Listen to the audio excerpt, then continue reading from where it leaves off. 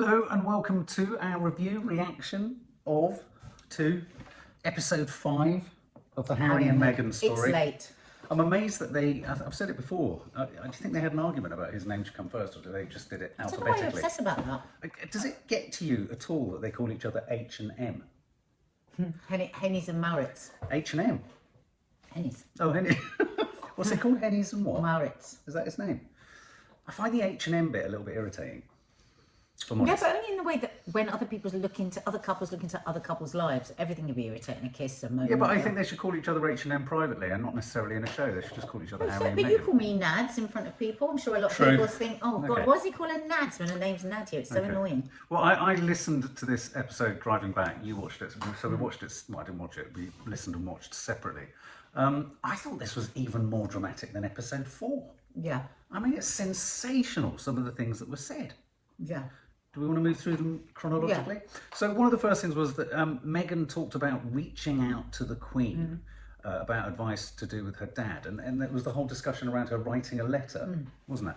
And she wrote him a 5-page letter and it got to him, and then of course the Mail got hold of it and redacted it and printed it. And she talked, I thought, quite movingly about the idea that if you redact any letter and just take the bits out of it, it's gonna read a certain way, rather than the fact that she was actually writing to her father and saying you're being totally manipulated by the media. And at that time, I was quite judgy of it all. Again, being manipulated myself by the press, I very much had the attitude of, oh, she's trying to play a press game. She's like you would in Hollywood. She's got her people saying stuff to counteract the palace's people.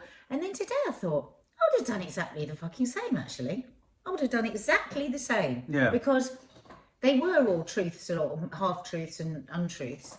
And it must have felt like they were being attacked from every corner, changing a lot of my opinions, actually, these last 2 episodes. Well, quite a few comments have come in under, sorry, excuse that sound, that's It's our dog chewing a shin bone. Quite a few people have commented under our reaction to episode 4 that their opinions have changed watching all 3 of these episodes. And I was listening to the radio earlier today whilst driving, and a number of people were sort of saying things like, well, it's just one side, it's only one side. It is only one side, and it will become... It's not a documentary. No. It's a couple's story. It's a couple story. It's a couple's story, and I think we always have to keep our head on with that. Yeah. Because if you only ever hear one side of a story, hopefully you're always going to have sympathy. But that doesn't mean that I don't believe a lot of what they're saying, because I do. How do you think the Queen came out of this episode? Because I think there was almost a suggestion that she wasn't in charge of her marbles. well, I don't think she's... No, not in charge of her marbles. I don't think she's ever really been in charge of the institution. If you think of the Well, Crown... there was a suggestion that she wanted to do things and she would be told no. Well, she had a clear diary for Harry, and then Yeah. she suddenly didn't have a clear diary for Harry. Do you remember that bit? And I could sense that he was very hurt by that. Very very hurt. hurt by that. So this episode was very much about all of that. I felt the Queen was potentially a great confidant for Meghan to begin with, if we can trust what Meghan was saying. But of course, the major thing here was delivering on the consequences of what was suggested in episode 4, which was the houses of various members, or the offices of various members of the royal family, were briefing against everyone else. Although it does sound like, and I think this is a question that's worth asking, did Harry's office not brief against anyone else? I mean, I'd be fascinated to know if they were the only one with press officers that weren't briefing against William or Charles or even the Queen's house. Do you know what I mean? I mean, we've heard how all the 3 others were up to it. I can't really believe that Harry's one. An article today by one of the journalists that was in a well-known one, I can't think of her name now, that was part of the press corps, the Royal Press Corps. And she said just so much of it she just doesn't recognise. You know, she said their team were incredibly protective of them. Harry and Meghan. Of Harry and Meghan. Yeah, right. And that if they crossed the line, they would, like, you know, had strips torn off them. And she was also talking about one time when she asked Harry something and he absolutely bit her head off. And she said this narrative that they were just sort of, you know, completely unprotected and retiring, shaking wallflowers just wasn't her truth. So you see, if we'd only heard her story, which, let's face it, we have only heard the media story for years. That's all we've heard. All we've heard is the media's opinion.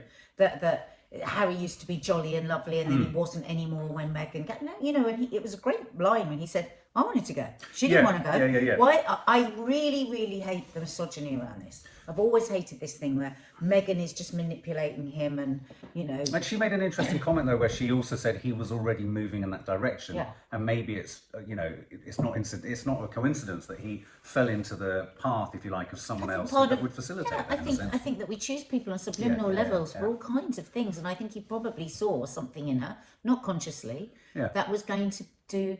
I did believe them that they wanted to do their work. I did believe them, and I believed that they had tried to find a way that they could do both. And I remembered how that had been reported to us, that they were trying to have their own way with everything. I mean, it's interesting when he said, "And we wouldn't be paid a penny. You'll get us for free." Oh yeah, absolutely. I mean, But how that was sold to us was, and again, it's only their truth, was that, they want it all ways. Yes, of course, they're not going to have any money because they want to use the name to earn a lot of money. So, But I think that's the bone of contention for very many people. There are lots of people who are very critical of Harry and Meghan, critical of the fact that if they wanted to leave, is this any way to kind of strike anonymity, secure anonymity, going on the record in such a sort of explosive fashion? I mean, the big question mark... have they ever asked for anonymity, though? Well, they've asked for privacy though, haven't they? Well, only in what can just be expected to be private things. But I mean, I think there are a couple that They want to be in control. And I think that's the issue, isn't it? You're not in control if you're part of the royal family. They don't want to be contracted to the media in the way that they were in the royal family. Yeah. They want to be more like celebrities. Yeah. Negative story. So there was a huge bit about the Daily Mail and their litigation. I mean, in a weird way, I felt the suggestion was that the royal family were in cahoots with the press in this trade-off kind of relationship, and that they did very little to deny, dispute, or push back on the stories that were critical of Meghan. And again, I said earlier, I'd quite like to see the kind of parallel kind of timeline alongside the whole Andrew debacle. There were talks about them moving to South Africa. And that was jeopardised because a letter had been suggestion that Prince Charles or manipulated it so they couldn't go. Yeah. I mean, a clear, direct, I felt, criticism of his father and his brother. And then let's not forget the meeting about Megxit. So he was called to see Charles, the Queen and William at the point that she had left the country. She made a very impassioned sort of monologue, didn't she, about, it's my future, it's my child. I'm the wife, I'm the mother. I'm the wife, I'm the mother, and I'm the only one not there to discuss our fate. And Harry said in no uncertain terms... It was planned that way. It was planned that way. Suddenly the Queen was silent and had nothing to say. Prince Charles was listening to nothing that Harry said and putting words into his mouth. This again is Harry's side of the story. of We it. haven't heard the other side of the story. Yeah, and William, by all accounts, lost his shit. And Harry found it frightening. That's a big thing. And tonight, William and Kate have been seen, haven't they, at a sort of Carol concert. Carol She does concert, it that's every right. year for charity. And apparently he called for togetherness. Yeah, and to serve, not to be served. That was in his speech. Ooh. To serve and not to be served. Very, very, very testing. Awkward. So for me, the tense meeting with William and Charles was kind of like a mainstay of it, but also the Queen but in a sense, the Queen looks so frail, doesn't she? But also, if you think about it from their POV, it's a business. And it's the family business that's run for however long. And they don't want the new people coming in to discuss the future of the business. That's how they will have seen it. And then a direct quote from Harry said regarding William, saddest part of it was the wedge created between myself and my brother. So he's now on the institution side. He says, I get it. That's his inheritance. Or to some extent, it's already ingrained. I felt there was a bit of judgment there.